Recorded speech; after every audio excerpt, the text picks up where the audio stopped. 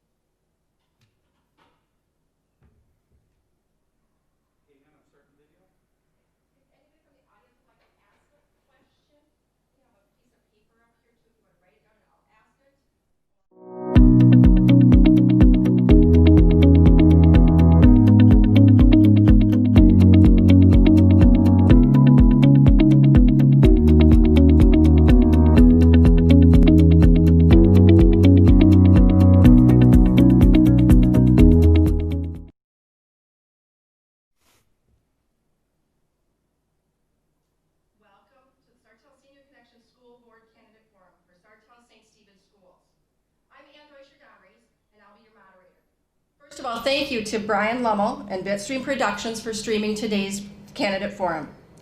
Our candidates will have 3 minutes to introduce themselves and tell us a little bit about themselves. We'll then open it up to questions, and each candidate will have 2 minutes to answer each question. Let's begin with introductions. Taryn, we drew for order, and Taryn is number 1. Thank you, Anne. Good morning, everybody. My name is Sartell-St. I've lived in the Sartell district for 12 years. I have a 17-year-old stepson who's a senior at the high school this year, and I have a 5-year-old daughter who will be entering kindergarten next fall. I'm running for school board because I believe that I have a lot of knowledge and great ideas that I can bring to the board that will help improve our district and make it even greater than what it already is. Sartell currently has a great education program. We know this. We've seen our results from testing, and we've seen how our school district is consistently rated high in the state.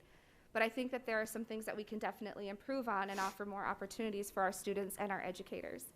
I think it's very important for us to address the issue of equity. I believe that equity is very hot topic right now, but I also believe that our school district can do more to promote equity in our schools. And that doesn't just mean race. It means socioeconomic status. It means sexuality. It means your ability or disability. It means your gender. It means your religion. There is a whole spectrum that equity falls under, and I think that we can definitely do better in making sure that all of our students receive an equitable, excellent education from Sartell. I also think it's really great that we can support our teachers in a better way than what we're doing now. With COVID, our situation is very unique. We have 3 different learning styles that we're having to adapt to. We have in-person, we have distance, and we have hybrid. And teachers are being asked to produce 3 different types of learning styles. And I think that we can do even more as a community and as a district to show support for our educators and make sure that they know that they're appreciated. Finally, I also believe that it's very important for us to get community involvement with our schools. I think that it's important to have community buy-in, but it's also important for us to make sure that we're communicating with the community and giving more opportunities for the community to ask questions, to learn about the decisions that are made and why, and also to be sure that the community understands exactly where their tax dollars are going and what they're being used for. And I believe that having that transparency and having that open, honest communication with the community will not only help support our school district, but also will help build our community too, as we develop a very strong relationship between our community and our schools. Thank you. Thank you, Taryn. Jason, you're next. Jason Neese. I have been a resident in Sartell for about 35 years. I have 4 kids, 2 that have graduated from the district. My daughter, Mackenzie, graduated in 2015. She is now a teacher in the Minneapolis School District. My next son, Tristan, is a junior at the University of Minnesota. And I have a junior, Matiku, at the high school, and a first-year, Gannett, at the high school. I ran for the board, it will be 8 years ago for the first time. I was not crazy about the direction that the school board was going, and at that time, and so I ran again 4 years later.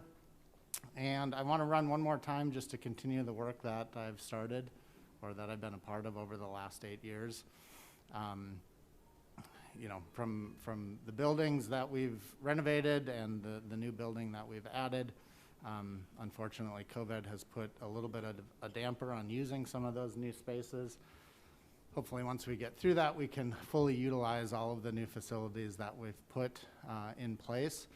And actually, as Taryn said, the equity issue is very close to my heart also. And it is one of the main reasons that I decided to run for a third term. Thank you, Jason. Now we'll hear from Patricia. Hi, I'm Patricia Mealing. I have lived in Sartell now for 4 years. I have 5 kids. My oldest is a 7th grader at the middle school. I have a 5th grader. I have a 2nd grader. I have a preschooler, and then I have a 2-year-old at home. I decided to run because I had the ability and the passion. I love kids because I have so many. But also we moved to Sartell because of the schools, and I wanted to continue to see Sartell's schools be what I've gotten to experience, and that's just been amazing. And yeah, I want to touch on the equity. I want to touch on community. I think I just really want to see Sartell continue to strive and be one of the best in our area. Thank you. Thank you, Patricia. And now, Matt. Thank you. Good morning. My name is Matthew Morley. I've been living in Sartell since 2007. My wife and I have 2 kids. They're both at the Riverview Intermediate School. In that way, I've kind of got a unique perspective where my kids have been in all 3 different learning models so far this year, because we elected to start them full distance, and then, as I'm sure I'll discuss more later, we put them back on the regular track just in time for them to go in person for 1 week and then hybrid now for the rest of the time. So I've gotten to see how all of those learning models are working. So in the near term, I've got quite the relevant experience for knowing how the district has been handling those. I'm not running on a specific platform here. What I think I can bring is good experience, and that's both experience in the schools as a pretty regular volunteer in my kids' classes. I started volunteering when my oldest was in kindergarten, and as long as they let me volunteer, which is usually through about 2nd grade, I was there for both kids. And I volunteer for the academic extensions programs when they were at Pine Meadow. So I've gotten to see a lot of the different programming that the district offers and see the wheels actually turning. My job is also what gives me some relevant experience. I'm a trial lawyer for the most part, but I'm the one that usually deals with the nitty-gritty of the details. I usually do motion work and appeal work down at the judicial complex on the Capitol grounds in St. Paul. So that's the type of stuff that, a lot like school board, you really have to dig into the details, learn new things all the time on different issues, and put things together in a way that is clearly communicated, but also in a way where you make decisive decisions, stick with them, stick with the plan, work with your litigation team at the office, learn to be a good teammate, all these things that are relevant to the work of a school board. And beyond my own experience, I've got relevant, helpful experience amongst a lot of my family members, my support group. My mom was a school nurse for a long time, including the time I was in high school, and then after that moved to the administration building at a large district down in the cities, and she worked as an aide to their superintendent for many years. So I've seen for many years and heard about the inner workings of the superintendent's office in larger school districts. My mother-in-law is a retired teacher from a rural setting out in Eden Valley. She was an elementary school teacher and still substitutes, although not this year. She's, unfortunately, it's kind of indicative of what we're seeing all around, is that there's a real shortage of substitute teachers because of the health and safety issues. My brother-in-law is an elementary school principal, obviously started as a teacher before going into that job.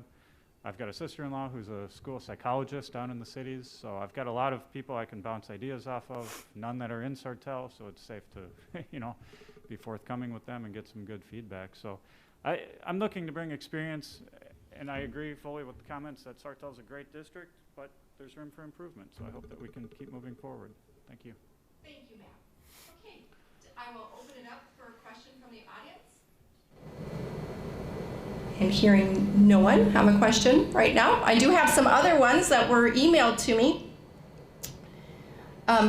As the state of Minnesota is facing a multi-billion-dollar deficit and there is a potential that funding for schools can be cut or delayed, how do you think the district should handle any budget shortfalls? And we will have Jason go first. Excellent. Well, as we do every year, we work on the budget and we prioritize. You know, we start with a list of everything that and what it costs to have that. And we always try to, you know, if we're going to need to make budget cuts, we try to eliminate things. Eliminate's a bad word, but cut things that are that don't affect kids, which is hard to do. You know, the majority of our budget is salary. Roughly 80% of it goes into salary, so that's usually where you can find the biggest cuts. But we try not to do that because that affects class sizes. And that's something that this district is known for, and a lot of people come here because of the smaller class sizes. So it's never an easy, it's never easy. We went through it after the referendum, not the referendum, the operating levy failed. We had to make some very tough decisions that weren't, you know, not everybody agreed with, but as a board we have to make those decisions and make those cuts when we need to. And we're definitely, whoever gets elected out of the four of us are going to have some tough decisions because there are going to be some budget issues, and we're going to have lots of long, hard discussions on those. Thanks, Jason. Matthew. Thank you. Yeah, like Jason said, this is not a new thing in the past few years with the first operating levy not passing. I know the district has experience having to make some tough decisions, and I know my wife and I were both involved in giving feedback into what we thought for certain programs should or shouldn't be done, which I think is important. I think it's important that the public be asked for their input, and not just the public, but also the teachers and staff. So as long as there's full efforts at communication going both ways, transparency of what the board is thinking of doing, and hopefully getting feedback on what their ideas would be, I think that's the best route to go. As far as specific cuts to make, I don't know that yet, and that's the approach I would take on most things, is to get the information needed first and then make the tough decisions. Thank you, Matt. I had someone that is watching us via YouTube asking that the candidates please move your mics closer to you and speak up a little. They're having a little uneven sound. Of course, me, they can hear. So next for the same question would be Patricia. I don't really know that there's anything that hasn't been said by Matt or Jason, but I definitely agree wholeheartedly about involving our community. I also very much want to stress the inclusion of our staff. I think that's really important. I don't know that there's anything else I could add. I'd have a lot to learn. Thank you. Taryn. Thank you, Anne. I agree with what Jason and Matt and Tricia have all said regarding making sure that there's community and staff involvement. I think that having that type of input will definitely help drive whatever decisions need to be made. That being said, I also think that Sartell should start taking a look at potential grants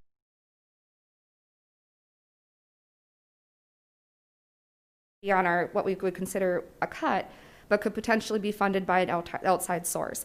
Now, currently we do have the Sartell-St. Stephen Education Foundation, and they allow grants to be applied for, and they offer a lot of money to our district, but there's also money outside of that. And I think that's really important for us to start taking a look at outside sources through grants, that we should be able to take and maybe fund some of these things that could potentially be cut. So I think that's a great thing that we could start looking to do as well. I also think it's really important that when we do start discussing cuts, we're starting to look at the cost-benefit analysis of each, and that's something that I do in my current role at US Bank. I take a look at something and I determine what the cost-benefit analysis is. What benefits the most people? What are we getting for our money? Is there a solution that we can do, that we can have without spending this money? And trying to make sure that we're covering all our bases, and then communicating that plan outwardly to my internal clients and customers. I think that's important for us to also provide that plan to the community, so that the community understands and has buy-in as to why we're making certain decisions. Thank you. Thank you, Taryn.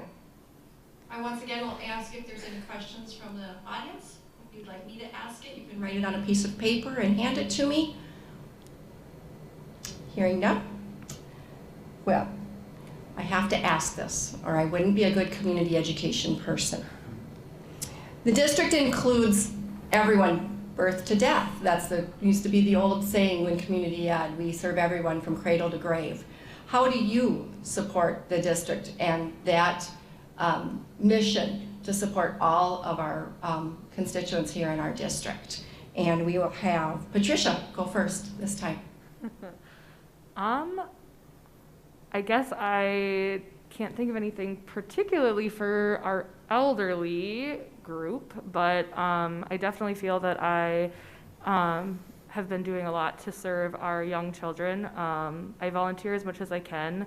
Sometimes that's difficult with children at home, but then I do my best to try and, trade off with friends that are also at home so that I can get into the building. My husband and I try and offer to help with coaching, with sporting events with our kids.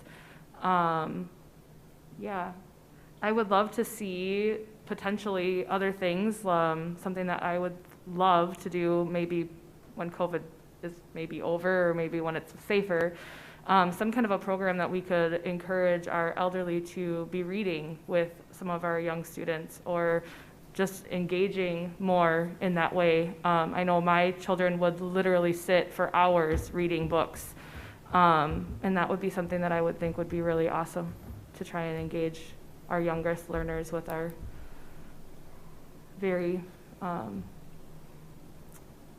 55 and better. yeah, We like to say. yeah, I love it. Thanks, Ann. You're very welcome. Matt, how do you see the district supporting all residents? Thank you. Yeah, as far as district-wide, I know the preschool offering has gotten a little better in the past few years, where they offer the full-time around-the-clock childcare to follow the preschool program. So that starts very young. And I know community education is offered for young parents with babies, all the way up to programs for adults, and I think that's a positive. From a personal standpoint, I have already talked about my volunteering in the schools, and I also, for the past couple of years, have taught youth softball. My girls have been involved in fast-pitch softball, so as a former baseball player, I got involved with that and was happy to do that. As far as personal support of anybody, like you say, 55 or better, just being a good neighbor. We've got some neighbors who, when the pandemic hit, needed things done for them. Errands ran for them, including my wife's parents. So I was busy doing those sort of things. I don't think I mentioned it in my introduction, but I'm no longer full-time as a lawyer. For the past 3 years, I've been more a stay-at-home dad and still working hourly, just with overflow work at the firm. So I've had time to take care of other people and help out during this unusual time period. Thanks. And then next we will have Taryn. Thank you, Ann. I think that both Matt and Tricia were right when we're talking about what does the district offer. We offer both the preschool, we offer the ECFE program, we have our regular schooling program, and then we offer our community ed, which includes all the way up through the Sartell Senior Connection, offering a lot of different programs, including financial education for older adults, wealth planning for older adults, trips, just a lot of different opportunities for our older population to be able to engage. I would like to see, as Tricia mentioned, having our district bring in more of our outside community and bring them in to help in the school district. I think that for people who no longer have children who are in the district, maybe you still want to help, but there may not necessarily be the best opportunity for you to find out where the need is, right? That maybe, you're not getting those emails from teachers anymore, or maybe you'd love to go in and do some stuff for a teacher in the elementary school, but you just don't know who to contact or how to get involved. And I think that we can try to establish a more cohesive program to solicit that community involvement, to get our older population into the schools when they're ready, and be able to come help and really be present and available for our younger learners in the elementary schools and in the intermediate school. I think that would be a really great way to involve our older community and bring them in too, because it doesn't have to be just reading. It could be volunteering with a teacher. You know, maybe you're helping to make copies, or maybe you're helping with a school project or doing an art project, or maybe you even have some sort of unique education or experience that you can share. I think that any of those types of things would be very beneficial to our district. On a personal level, I am involved in a lot of volunteer activities. I currently volunteer on the St. Cloud Pride Board. I volunteer with the Celebration Lutheran Church Community Store, and I have been working with some of the youth directors as well at Celebration and helping with our newest project, which was You've Been Booed, which was happening on Halloween, bringing trick-or-treating to the kids instead of having them go out and trick-or-treat on their own. So just some different activities that I've been involved with as well. So I think it's important to have that community involvement too. Thank you. And Jason? Yeah, I think those are all great comments. I would say from a district standpoint, like school board district standpoint, obviously it's very important, birth to death. We've created good space for our early childhood. We've created good space for the senior connection when it was in the district office, when it was moved here, moving community ed out here. I think was a good move to be able to better facilitate using this building. And I'd like to continue that. One thing I was just thinking of, we do get reports from community ed at the board level, but I don't think the senior connection has ever come in and presented to the board. So I think that would be nice to see on a yearly or semi-annual, just to understand. Now we report back because we do have a board member for the people that are running. We do have a board member, that is me right now, that sits on the senior connection. But it would be nice to have you come in and give a report as to what's going on. Thank you. Thank you, Jason. Okay, any questions from the audience? Is anything brought to mind that you'd like to have answered? Or I'll keep moving on with one that I received from email. Okay, so in the age of COVID, we know that is a huge challenge for the district. What do you see as the other big challenges of the district in the coming years, in the near future? And we'll have Matt go first this time. Thank you. I think the equity audit is going to take up a lot of the district's time and energy, and I think that's a good thing. I know it's an important thing to the people who took the time over the summer to come and give their personal accounts of far less than pleasant experiences that they had with harassment based on being a member of some minority community. I don't like hearing that that's going on. We've all been adolescents. We know that not everybody at that age is thinking of other people's feelings when they're saying things, but I think it's something where everybody's eyes need to be opened a little bit wider. And I'm glad the equity audit is moving forward. I think it'll be very interesting to see what the results are, what the recommendations are. I don't have any quick answers here, and I wouldn't want to say what needs to be done until we sit down with the consultants and get their findings and recommendations. But I think I said this at the last forum, I'm used to working with experts and knowing when to listen to them and when to trust my own instincts and that of the instincts of the other board members as far as what would work particularly for our community. So it's not like I'm just going to rubber stamp an equity assessment and recommendations that comes in. I think there's a serious discussion that needs to be had. I think members of the community outside the committee that's already been put in place need to be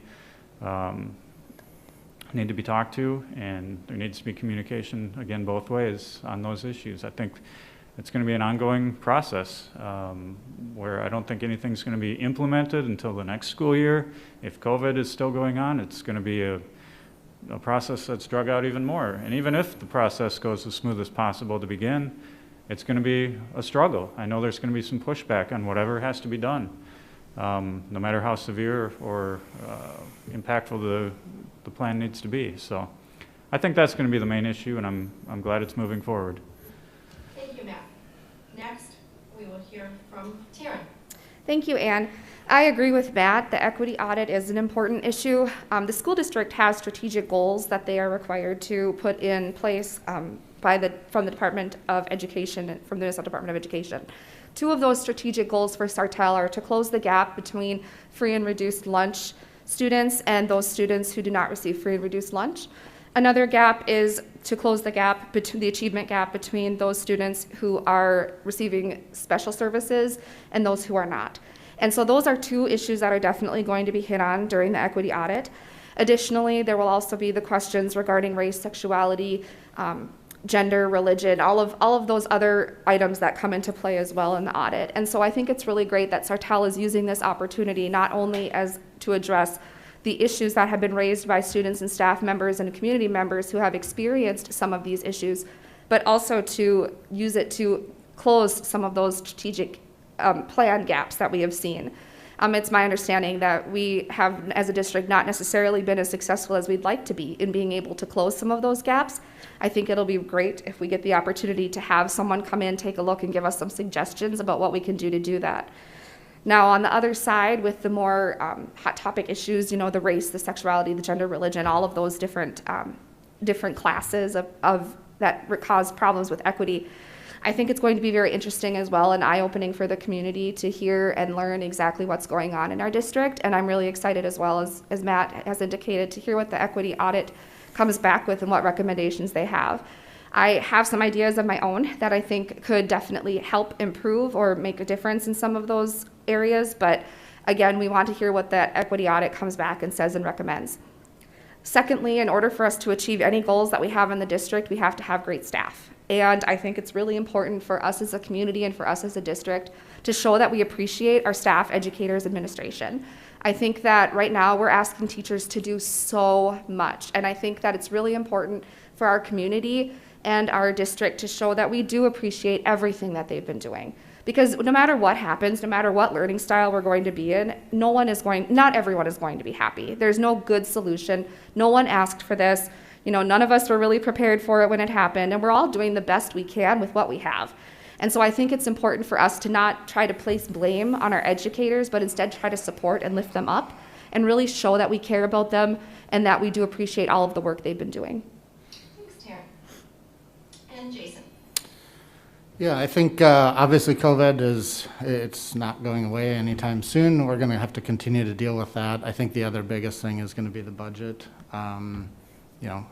Along obviously with the equity audit and everything else that's been said. But there's going to be some budget issues that we're going to have to deal with. As a board, we're really tasked with policy, budget, and we have one employee, the superintendent. Those are our main purviews. So budget is going to be front and center as we continue to deal with COVID. I think the other thing that we definitely are going to have to start looking at sooner than later is the mental health aspect of COVID, not just on our student population, but also on our staff. As Taryn said, our teachers are working an enormous amount of extra time to make sure that they're doing the best that they can. It's, as Taryn said, nobody wished this or thought this was ever going to happen, but we as a district strive to be excellent, and we have staff that has always done that. And now in this 3 different model scenario, they're still trying to provide that same level of education that they were providing a year and a half ago when these kids were all in school. So our staff is overworked, they're tired, they're stressed out, they're nervous. And we need to acknowledge that nervousness of being in class with kids. And we all read and hear different things that kids don't get it, or if they get it, it's not bad, but they still can transmit it. And our staff are, they're older, obviously, than the kids, so they're more susceptible to getting it. So we have to look at our staff. We have to look at the kids. These kids have lost out on a lot of extracurricular activities. Yes, we've had them in the fall, but they're not the same. The senior nights for soccer teams, no parents there, but very limited as to what they were doing. So we're most likely going to have another senior class that graduates that doesn't get to have a traditional graduation ceremony that we've had in the past. Although I think we pulled off a pretty nice graduation last year with some surprises, but it's not the same. It's not what they've seen their older siblings or their friends have. So the mental health that's going to come out of this COVID and I think the budget are probably the 2 of the bigger things that we're going to have to deal with over the coming years. Thank you, Jason. Well, March has a question here from the audience. How will the district meet special needs of students, i.e. speech, physical, mental illness, and conduct disorders? What do you think they will be in the near future? How will the district serve those or welcome the board?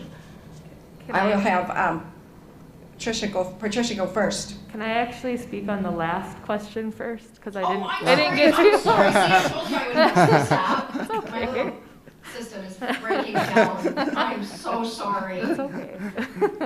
I'll let you go first. Oh. Okay, after that. So, our last question. Okay. So. What are the biggest challenges to the district? I didn't have a lot to add, but I definitely, after our last forum with the St. Cloud Times, I thought a lot about the teacher retention part of the equation.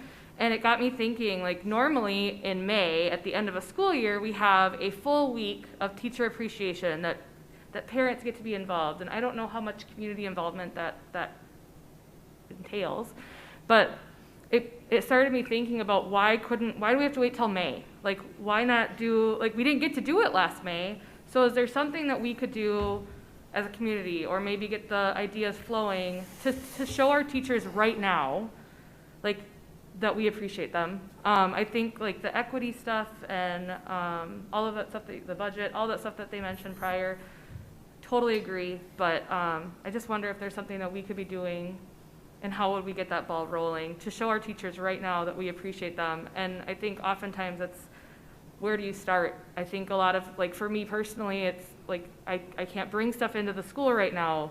There's all these restrictions. So how do we move forward? Like, where do we start with that? I think that'd be really great to show our teachers that we want to love and support on them as much as we can. So, yeah. And then if you could repeat that question. Yes, okay. So what do you think the district will do to support special needs, i.e. physical needs, special needs of students, mental illness, conduct disorders? What can the district do now and in the future? Well, I think it'll be really important to see what the equity audit shows us before we can really say for certain what we can do. In terms of mental health, I know that we have counselors in all of our buildings. I don't know how active or what exactly their roles are right now, and I don't want to overwhelm a certain staff, but maybe that would mean hiring more mental health, because I really agree with Jason on this whole COVID thing. I think we're going to see a lot of mental health issues come up, and I know, you know, I had a son that actually went and saw a counselor while my husband was on his last deployment, and getting him in was really difficult. So how could we make that more accessible? And, you know, maybe that's, I don't know if it's something that we can do as a school board or as a community, but maybe having that available in our buildings so we don't have to pull our students out and drive across town. Maybe it's something that they could receive right there. I don't know. It's a thought. Thank you, Patricia. Yeah. Matt, same question. Thanks, Ann. In the near term, there's no great answer. It's just that we need to make technology work as good as we can, because everything's trending toward distance learning. I said my kids are in hybrid right now. One of my kids does speech therapy through the district, and it's been going fine through the Zoom platform on the computer. She's been getting some live instruction on her computer, and it's fine, but it's not great because it's not in person. And there are kids with needs that are much greater than hers that are going to be very difficult to do without the kids in person. So I have to go big picture. If we're looking at the near term, the best thing we can do is try to spread the word to the community to help us out. Get face masks on in every setting. Yes. Don't congregate in big groups. Avoid your Thanksgiving family plans. I know we're going to. Christmas isn't looking great either. Just, we need to get these numbers down because we need these kids in school. I said earlier, my kids have been in all three learning models. In my opinion, distance learning is second best to in-person. You get a lot more live instruction, and you can do that with the specialist classes as well. But the kids were just beside themselves bored, and the social aspect of it is missing to the point where, like everybody said, we're going to face these mental health issues, and it's not just going to be something that's a quick fix. I'm afraid these kids in these years are going to have impacts that last 4 years, no matter how quick this COVID thing goes away. So I think it's up to the community as a whole. I think the board needs to just get the word out, keep harping on the community that no matter what the rest of the state or the rest of the country is doing, we need to do better. So we need to get our kids back in school now. You know, it's not going to happen now, but as soon as we can by really cracking down on what we're doing and being responsible. Long term, I think the district's heading in the right direction. I mean, I don't know anybody who's just not receiving specialist care that they need, but I think that's a much more secondary concern at this point. I think we need to get through the near term before we can start looking for long-term plans, because the long term is very up in the air at this point. Thank you, Matt. Taryn. Thank you, Anne. I agree with what Matt said. I think that at this point, our biggest concern is probably going to be the mental health aspect. I believe that a lot of students might not even recognize that their mental health is suffering. And I think that it's important for us as a district to be able to educate our students as well, to say, hey, you know what? It's okay if you feel like garbage today. And it's okay if you just aren't, you're just not happy. But let's talk about it. Let's provide them some of those resources to have some of those conversations and not feel like it's just them, not feel like it's just this internal struggle, because mental health as a general public issue has always kind of been a little bit taboo, right? Like, people sometimes think, oh, I can't talk about the fact that I have depression, or I can't talk about the fact that I have anxiety. I have anxiety. I have what's called high functioning anxiety, which means that I'm able to channel my anxiety into like my work, into the things that I do. But for some people, that's not a reality. For some people, their mental health suffers and they need that extra help. They need to be on medication, or they need to talk to people, or they need to have extra services. And I think that it's important for us to recognize that we can't expect kids to know all of that right away. I think that it's going to be important for kids to have some of that education around mental health even more than what we already provide, because we do provide it at the high school. But I think we need to start branching out and helping teachers learn a little bit more too about that, so that they can look for some of those signs in some of their kids when they see them online or when they see them in person, so that they're also looking to identify any potential issues with mental health that might be occurring. And for the long term, like Matt said, I think our district has been doing a pretty good job with our special needs students. I mean, we have the Title I programs, we have those disability programs that are available for students who need them. But I also believe that we can do better. I think that there's always room for improvement in those areas. I think that especially with our English language learners, that we can probably give a little bit more time and effort into some of those as well, especially when we're communicating with parents. I think that it's really important for us as a community to have that buy-in too, and definitely show that we care about all of our students and not just the ones that are, in the newspaper for doing great things, that we care about even the ones that really do struggle or need a little extra help. Thanks, Jen. Jason. Well, I think almost everything has been said. Excuse me. I would like to echo Matt's comments about the community effort with regards to COVID. We spend countless hours, unfortunately, now as a board and as a district admin staff analyzing this data. And if you look at what's happened since the beginning of school to the point that we're at now, the community spread has gotten, I won't say out of control, but it's reaching out of control, and that's what's forcing us to look at different learning models. So like Matt said, please wear a mask, please try to social distance. We also have already canceled Thanksgiving, family Thanksgivings, and Christmas is probably going to be next on that list. So it's really important. We can't provide the same level of services to all the kids via distance. I mean, it's just not the same.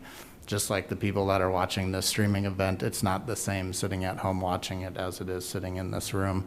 Again, our staff is doing, I think, a phenomenal job at trying to make it as similar as it can be to being in person, but it's just not the same. I think we need to as a community, realize that these kids, that there's lots of kids that are struggling. If you have grandkids, if you have friends that have grandkids, if you can reach out to them and let them know that the community supports them and that this is tough, it's tough for all of us. I think that's one thing that the community can do. We have added counselors at all the building. We've increased that over the 8 years that I've been on the board. And we're going to continue to do that. But of course, with budget, that's not the easiest thing to do, because if you add a counselor, you've got to look at possibly reducing somewhere else. So it's going to be important. I don't know. I think, yeah, we need to look at the short term here, and hopefully we can get out of this distance learning model and back at least into a hybrid model, so that teachers do have a couple days of contact, because it's very important for those kids to be in school, for the teachers to have that face-to-face time, and then the social aspect of these kids. Although they're socially distanced and wearing masks, at least they're getting out of the house and they're seeing their friends and are able to spend some time with them, which obviously helps. And with winter coming, you know, obviously it's a little bit darker time of the year for all of us. And if we have these kids at home all day in a distance learning scenario, that just increases that weight of not being in person. Thank you. Well, I think we have one more time for one more question, and then we'll do closing comments. As one of the functions of the school board is to hire a superintendent, and we know that will be coming sometime in the near future. So what would you look for in a new superintendent? Matt, please. Experience would be number one. I've met Jeff Schwiebert now a number of times, and he's not only very well experienced in his job, but a very personable person as well. That's important. I think someone who's got some differences in their background from an area like Sartell, but also maybe has worked or come from an area like Sartell. Somebody who knows not just an area like this, but also districts that have approached issues differently, districts that are made up differently, whether they're bigger or smaller than ours, or in a different setting. I think those are all important. Beyond that, you know, just the important thing is to get to know them, get to know their qualifications, and the people who recommend them. Thank you. Thank you. Taryn, what would you look for in a new superintendent? Thanks, Ann. I would definitely look for someone who is going to be brutally honest. I think that while it's great to hear all of the wonderful, awesome things that we're doing in our district, you can't improve if you don't hear about the stuff you need to improve on, right? So I want to be sure that a superintendent is going to look both positively and critically at what we have in our school district, in our different administration in our schools, and our teaching staff, and the programs we offer, and make sure to give us hard truths if we need to hear them. Because we can't make changes and we can't improve if we don't know about them on the school board. So I think it's important that those ideas and those issues are brought forward to the board through the superintendent, because the superintendent is supposed to be kind of that liaison between what's going on with the district schools and how the school board works. So I think that's really important, to have that honesty and that communication, and not being afraid to say that something isn't going well, or being able to say, you know, this really isn't working for us, we need to change and do this instead. I'd like to see some of that in our district too, because while it's great, like I said, for all of us to hear the wonderful things our district is doing, because it is wonderful, I think that it's important for us to also hear where we can improve so we can change and get even better. Thank you, Taryn. Jason. Yeah, that's a great question. That was something we were tasked with right after joining the board, and something I didn't think I would ever do in my life was hiring a superintendent of a school district. Of course, I didn't think I would ever be on the school board either. So I think Taryn and Matt had some good comments about what we would look for in a superintendent. I think someone that's approachable. When we hired Jeff, that was one of the things we liked about him. He seemed very approachable in our interviews. Somebody that would be out in the community, somebody that would be at the football game on the sideline, you know, and in the stands talking to people, because it's a very important position that needs to be out in the community and not just sitting in the office. Somebody that can build a team. It's very important that this individual can put the right staff around them. They can't do that all themselves. They need to be able to delegate, and Jeff has done I think, a phenomenal job putting together a very, very good staff around him. Finance is a very important part of the job. Jeff has a really good grasp of finance, and he works very well with our business director, Joe Prom. I think that's also very important. And just to be transparent, like Taryn said, I mean, you have to be able to have open and honest conversations and not tell people what they want to hear. You are the quote-unquote president of the organization, right? You have to make tough decisions. You have to live with those decisions, and you have to be able to tell the community, or if it's staff, the decision that you made, the reason that you made it, you have to stick by it. So those are all things that I think Jeff has done very well, and they're going to be big shoes to fill. It is one other reason that I did decide to run, because that is true. He will be leaving us at some point over the next 4 years. And the fact that there are no board members today currently that have hired a superintendent. There's 2 that are on the board, but their positions are up, or 3 of us that are on the board that did hire a superintendent, and their positions are up, me being one of them. I thought it was important to bring some of that knowledge that I have of hiring a superintendent in the past. Thank you. Well, with that, we will let you make your... Oh, no, goodness gracious, no, I didn't do it again. Yep. Patricia, I'm so sorry. I caught it that time, too. Oh, goodness gracious. Please, tell me what you would look for in a superintendent, and I will be buying you a caribou. You don't owe me caribou. I really like what everybody already all said. Something that really struck out with me when Jason was just speaking was our superintendent and his staff. Those first few weeks of school, when drop-off and pickups were horrendous, like you're talking 40-plus minutes of parents waiting to pick up their kids, he and his staff went outside and were helping with those. And I think that's a really amazing thing. I hope that our next superintendent would be willing to do that same thing, like get out and help and be where they're needed. I've also, like the first time I ever got to meet Mr. Schwiebert, I totally love that he seemed like I could go to him with any question, anytime, and he would bend over backwards to try and help me.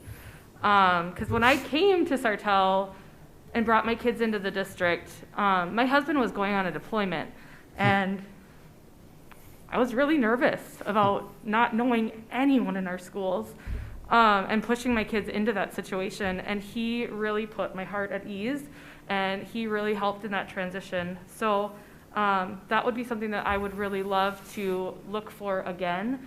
And I don't know that we can replace that, but hopefully we can bring a new look to that position. Thank you. Now we will have closing statements of why you'd like to be on the Sartell-St. Stephen's School Board. And we will start with Matt. Thanks, Ann. The main reason I want to be on the school board is to serve the community. That's my entire motivation. I don't want to serve just my kids. I want to serve all the students in the district, as well as the residents in the district who are impacted by the decisions the school board makes. I've got the time to do it. Like I said, I only work part-time. Yes, I'm in charge of the kids at home, but I've still got the time to do it. And I've got relevant experience, and I think it's good experience from my job. I think I know enough about the schools and the district. Obviously, I've got a lot more to learn. I think anybody would, coming into the school board, being a candidate who's never been on it or run before. But I think I've got the tools that are necessary to be able to be a quick study, make good decisions, be decisive, and like Jason said, when the decisions are made, you got to live with them and move forward. And I think I can do that too. I've been doing that for about 15 years now in my job. I'm used to it. So I really look forward to serving, and I hope I can gain your votes. Thank you. Thank you, Matt. Patricia, you're next. So I also just really felt a call to serve our community. I feel that our community has done so much for me, even in my short time living here. I want to serve our whole community. I really love the birth to grave. I forgot to mention in my opening that I did attend St. Ben, so I'm not new to St. Cloud, Sartell area. And I actually, while I was there, I did study elementary ed, so I do have that experience to bring to the board.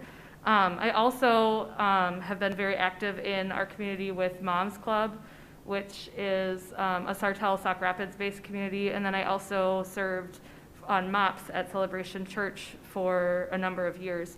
So I guess really, like, I also have the time. Most of my kids, most of the time, are at school.